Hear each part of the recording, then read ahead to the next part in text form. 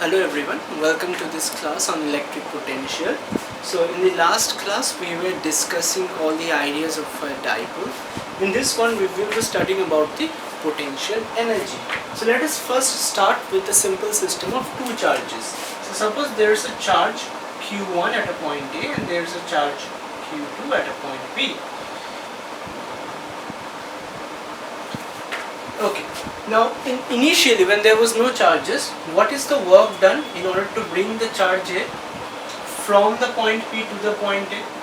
What is the work done in order to bring the charge Q1 from the point P to the point A? The work done is 0 because work done is depending upon that what is the existing electric field. We have to do work against some existing electric field. If there is a test charge Q0, and if we are trying to bring it in the field of Q1 and Q2, we have to do work. In this case, we are just bringing Q1 from point P to A, where there is no pre-existing charge. So the work done in order to bring Q1 to A is 0.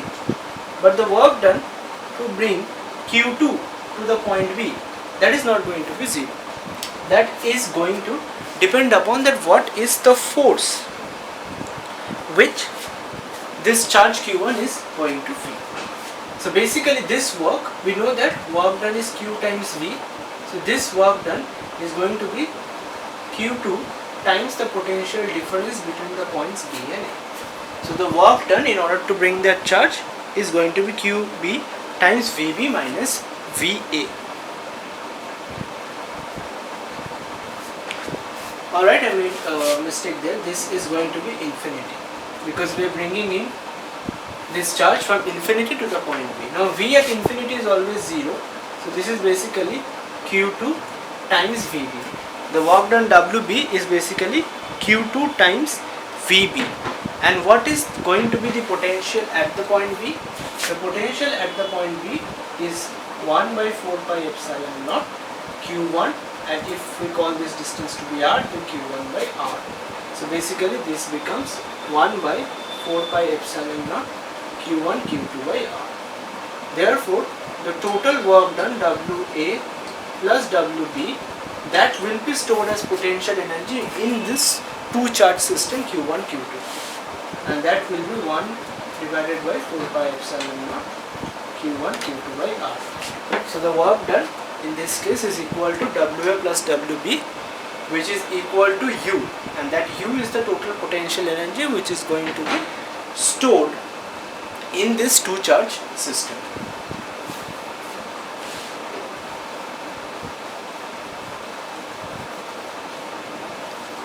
Instead of a two charge system, we can have more than two charges. So say we have these three charges Q1, Q2 and Q3. Say we have this three charge system. If this distance is R 2 to 3, this distance is R 3 to 1, and this distance is R 1 to 2, then in that case, how can we write the total potential energy? And say charge Q3 is negative, then the total potential energy is equal to 1 by 4 pi epsilon naught Q1 Q2 by R12, then minus Q2 Q3, we will again consider the sign of the charge, divided by R23 minus Q3 Q1 divided by R31. And this is for a system of three charges. There can be a system of n number of charges. So in that case, the total potential energy will be 1 by 4 pi epsilon naught sum over I from 1 to n and sum over j from 1 to n with I not equal to j Qi Qj divided by Rij. That is the general expression for a system containing n number of charges. So it is simply going to be 1 by 4 pi epsilon naught times the product of the charges divided by their distances. So now I am going to write some formula, and I think this is going to be really helpful to you to have all this formula at one place. So the force between two charges is 1 by 4 pi epsilon naught Q1 Q2 by R square. The electric field due to charge Q1 is going to be 1 by 4 pi epsilon naught Q1 by R square. the potential due to charge Q1 is going to be 1 by 4 pi epsilon naught Q1 by R. And the potential energy of the Q1 Q2 charge system is going to be 1 by 4 pi epsilon naught Q1 Q2 by R. So we see 1 by 4 pi epsilon naught remains constant. In the force and the potential energy term, we have got two charges in the numerator.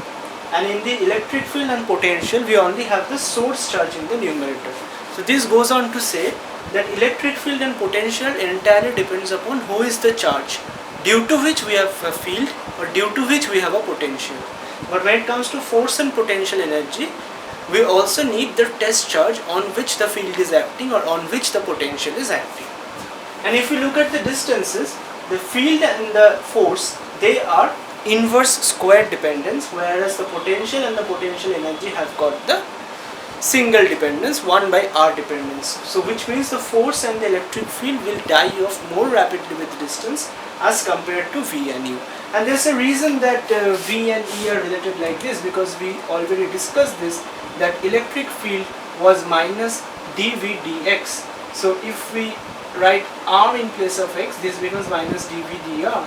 So minus ddr of V, which is this constant 1 by 4 pi epsilon naught times Q by R, if we actually do it, it becomes minus kQ1 ddr of R to the power minus 1, and we see it becomes kQ1 by R square, which basically means we get the expression for electric field.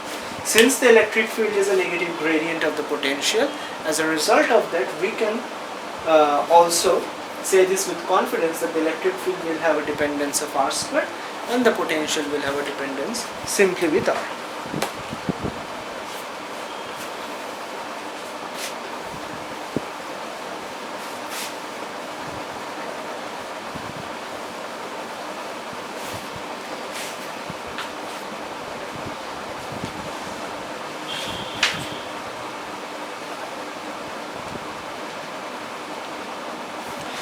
Now if we have got a spherically symmetric distribution of charges, suppose we have got a spherically symmetric distribution of charges, what is going to be the electric potential due to this spherically symmetric distribution of charges at points outside the surface, inside the surface and on the surface? So if this is like a hollow spherical shell, the electric field at any point R, at a point P which is a distance R from the center, the electric field is simply 1 by 4 pi epsilon naught. Whatever is the total charge that is contained on the surface of this shell, that charge Q divided by R square. And since we know that electric field is minus dV dr, so from there we can write that dV is minus EdR, or in other words V is the integration of EdR from infinity to R, which basically means the work we have to do against this electric field in order to bring any other test charge from infinity to the point P, which is at a distance R. So if we substitute this expression for electric field, it becomes 1 by 4 pi epsilon naught Q integration of minus dr by R square from infinity to R. So that's Q by 4 pi epsilon naught, and this expression is that's R to the power minus 2 n plus 1, so that becomes minus 1 divided by R, and there is a minus beforehand. So it becomes plus Q divided by 4 pi epsilon naught, and we put in the values, we get 1 by 4 pi epsilon naught Q by R to be the expression for the potential at any point R which is lying outside the shell. So what will happen if the point lies on the shell? So if the radius of the shell is R and the point we are considering lies on the shell, then we are simply going to substitute this with capital R. So that will give us the expression for potential on the surface of the shell. But what about the potential inside the shell?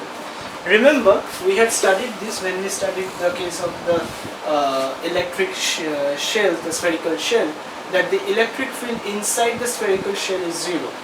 We had studied this. and we know E is minus dV dx right now. So when this can be therefore written as ddx of minus v, and that is 0. So whenever ddx of some quantity is 0, it basically means that the quantity itself is a constant. So that means v is a constant. So inside the spherical shell, the v is a constant, and that constant value of v is 1 by 4 pi epsilon naught, the charge contained by the shell divided by the radius of the shell. Whatever is the value of potential on the surface of the shell, that is also the potential inside the shell, and it makes sense. Since there is no electric field inside the shell, as a result, if we try to move a charge, say from this point to this point, there is no existing electric field. So we are not having or requiring to do any work against an electric field. And since we don't have to do any work done by charge was V. Now since this is 0, obviously this V is going to be 0. V was the amount of work we have to do for every unit charge. When there's no electric field, there is no repulsion or attraction, so we don't have to do work against anything. And as a result, the V remains constant. 0 is also a constant. And whatever is the value of V on the surface, that's the value of V inside as well. And the entire surface of the shell will be an equipotential surface with the same value of V everywhere. So no matter where we move the charge inside, on the surface of the shell, there is going to be requirement of no work. And if we draw the variation of V versus R, so till the surface of the shell R, it's going to have a constant value, and then it is going to die off since it's proportional to 1 by R. As compared, the expression for graph for electric field versus R, it was 0 up to the radius, and then suddenly it increased and then it rapidly fell. Why did it fall so rapidly? Because the electric field was proportional to 1 by R square. So the decay in the electric field with the same distance will be much more rapid than the decay in the electric potential of the same distance.